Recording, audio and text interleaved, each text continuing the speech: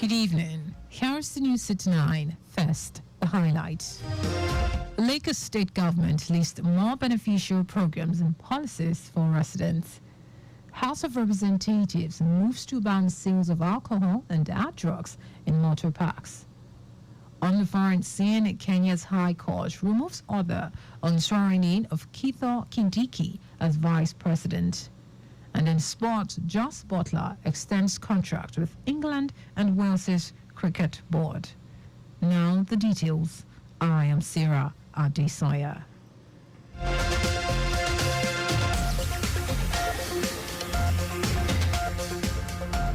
The Lagos State Government has reassured residents that more beneficial programs and policies are underway to further provide relief in the face of the biting economic challenges being faced in the country.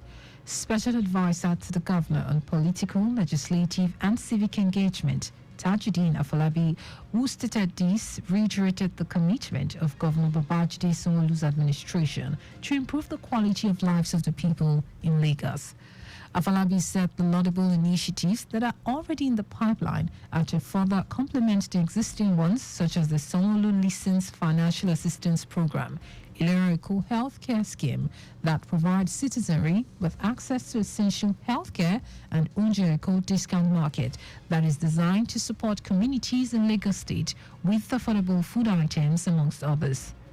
Emphasizing the importance of active civic participation in the diverse and dynamic landscape of Lagos, Afolabi said, in an effort to foster transparency and civic engagement, the office is also planning a series of events that will be beneficial to Lagosians during the upcoming Civic Week in November. The special advisor appealed to Lagosians to remain unwavering in their support for the government and join hands to build the Lagos of everyone's dream.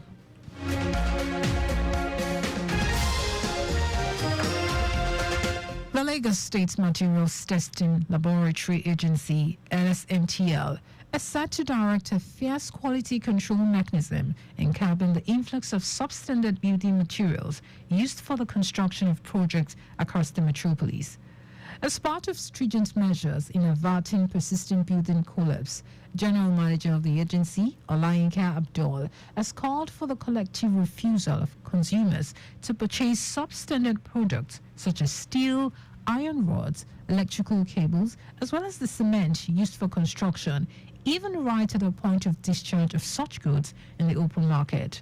Abdul made the call during the courtesy visit of a 15-man delegation from the Association of Real Estate Developers of Lagos State, appealing for deliberate and sustained effort from developers, construction workers, and consumers to check the advent of subpar services emanating from the use of items that are below standard, yet unnecessarily expensive. While enjoining the reflection on the Lagos State policy on construction processes, Abdul admonished that statutory destructive tests should be executed at every stage of erecting structures, with non-destructive tests particularly slated for renovation works to long-standing buildings or fire-engulfed structures.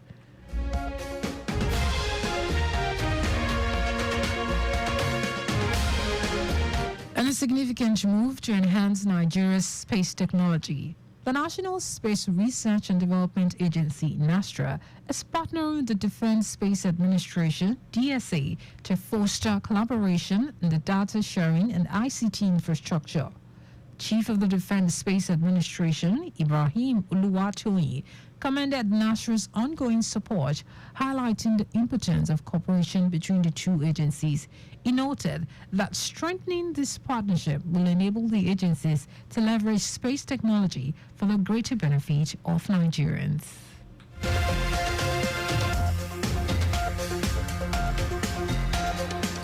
The National Economic Council, NEC, has recommended that President Bola Tinubu immediately withdraw the tax reforms bill from the National Assembly to allow for wider consultations and consensus building.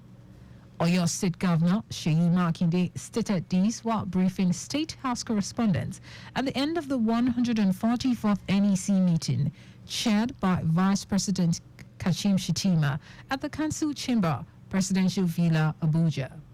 Governor Makinde explained that the council members agreed it was necessary to allow for consensus building and understanding of the bill among Nigerians. He added that this decision was made for the benefit of the entire country and emphasized the need to further consultations regarding the bill.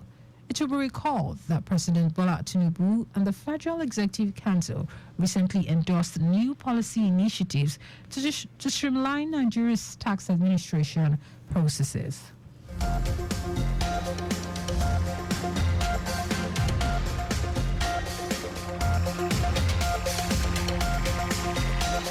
And now to the rest of the stories. The House of Representatives has taken significant steps to ban the sale of alcohol and psychoactive drugs in and around motor parks across the country. These follow the adoption of a motion sponsored by the member representing Ibadan, Northeast Ibadan, Southeast Federal Constituency, Oyo State, Abbas Adigun, during plenary. Emphasizing the need to support the motion, the lawmaker noted that a report by the Federal Road Safety Corps, FRSC, indicates that 90% of road accidents in the country are caused by consumption of alcohol drinks and hard drugs, amongst other factors. Adigun also argued that many drivers take alcohol or hard drugs before embarking on their journey, simply because they are being sold at the motor parks, thereby endangering the lives of passengers and pedestrians.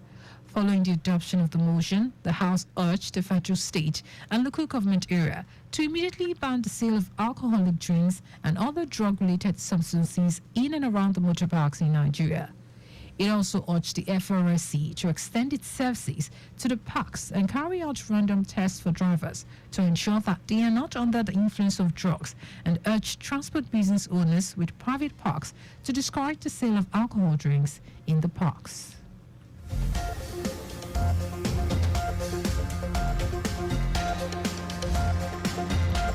Also, the House of Representatives has passed a bill seeking to increase the retirement age of health workers in the country from 60 to 65 throughout the second reading stage. This is just as the legislative chamber also raised pensionable years of service from 35 to 40. Sponsored by the member representing Agege Federal Constituency, Lagos State, Ahmed Adiwale, the proposed legislation enjoyed robust database on the floor of the Green Chamber during plenary session. Leading the debate on the general principles of the bill, Adiwale emphasized the significance of retaining top professionals in the healthcare sector beyond their mandatory age of 60. And his contribution, the member representing Damboa Gwozo Chibok Federal Constituency, Ahmed Jaha, urged his colleagues to support the bill, noting that healthcare workers who have reached the age of 60 are likely to leave the country in search of greener pastures abroad. The Deputy Speaker, Benjamin Kalu, who presided over the plenary, commended the lawmakers for their contributions and referred the motion to the Committee on Health for further action.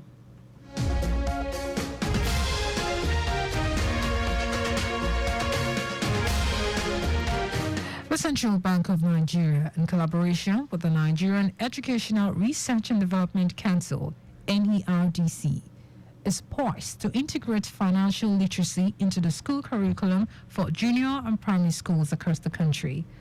The acting head of Consumer Protection Department at CBN, Ibrahim Yaya, said this during the commemoration of the World Savings Day at the Federal Science and Technical College in Uruzu, Abuja. Yaya stated that the curriculum, once completed, would cover topics on savings, investment, and other essential financial information, emphasized on the importance of instilling a culture of savings and investment from an early age.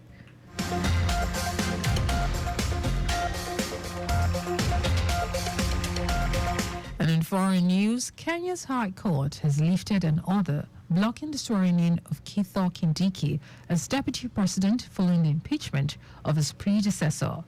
In an unprecedented political drama that has gripped the nation, Rigathi Gachagua was removed from office 2 weeks ago after Parliament overwhelmingly approved an impeachment motion.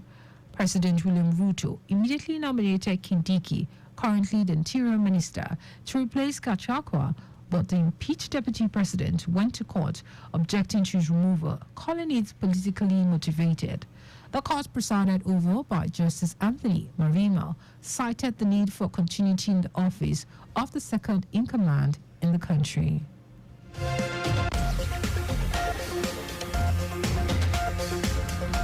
And in sport, Jos Buttler has extended a central contract with the England and Wales Cricket Board by a year. White ball captain Buttler, who is 34, is already 1 year into his existing 2-year deal. It joins Test keeper Ben Stokes and signing until the autumn of 2026 after the all-rounder agreed a new deal at the beginning of October. Director of England's men's cricket, Rob Key, said the strength and depth of the talent across England's men's red and white ball cricket is clear in the quality of players who are centrally contracted.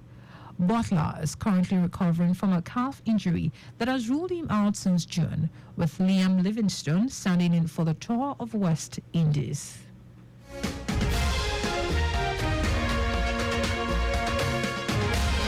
Just before we go, always carry out proper and adequate checks on your vehicles before setting out.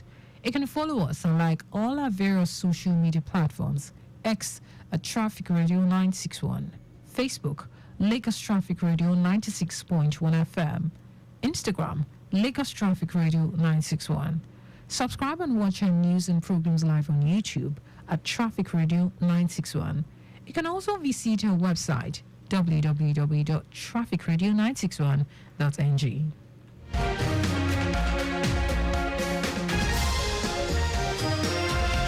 Did you know that Solo administration supplied 86,000 dual furniture sets to 775 public schools? You can get more details on the Lagos State Government website. To end the news, here are the highlights of the major stories.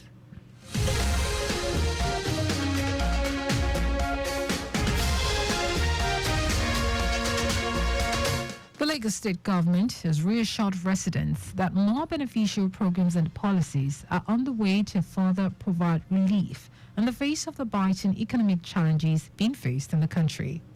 The House of Representatives has taken significant steps to ban the sale of alcohol and psychoactive drugs in and around motor parks across the country. We also told you that Kenya's High Court has lifted an order blocking the swearing-in of Kitho Kindiki as deputy president following the impeachment of his predecessor. And in sport, Jos Buttler has extended a central contract with England and Wales Cricket Board by a year.